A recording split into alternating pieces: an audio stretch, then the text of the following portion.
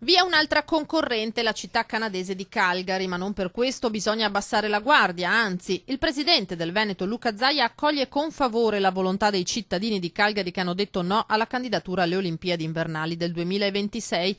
Il 56,4% dei votanti al referendum consultivo sulla corsa per aggiudicarsi i giochi ha bocciato l'idea e ora il Consiglio municipale, salvo sorprese, ratificherà la volontà della maggioranza con una revoca formale della candidatura.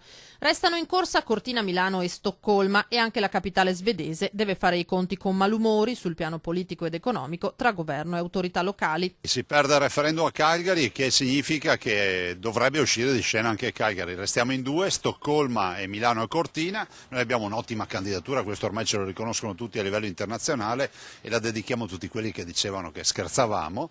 E però dico, noi dobbiamo andare avanti, lavorare pancia a terra come avessimo 1000 concorrenti, non solo uno che a questo punto resta a Stoccolma, sembra. Impegnarsi con ancora maggiore determinazione quindi in vista della prossima scadenza il 28 novembre a Tokyo, dove lo stesso Zaia, il sindaco di Milano Sala e il presidente del CONI Malagò voleranno per presentare la candidatura al CIO. Lavoriamo perché siamo i più forti. Saremo a fine mese a presentare la nostra candidatura a Tokyo, tutti i membri CIO, al congresso e poi ancora fino all'arrivo finale di giugno dove dovremo avere l'investitura. Io spero ci sia l'investitura per Milano Cortina. Candidatura che incassa anche l'impegno del governo per voce del ministro dell'interno Matteo Salvini. Se non bastano i fondi privati faremo noi l'ultimo sforzo, ha dichiarato, malgrado l'esecutivo abbia sempre sostenuto di non voler sborsare un euro.